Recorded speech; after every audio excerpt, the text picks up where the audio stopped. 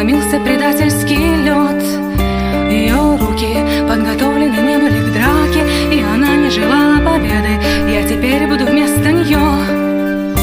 Она плавает в формалине, несовершенство линий движется постепенно. У меня ее лицо, ее имя, свитер такой же синий, никто не заметил подмены.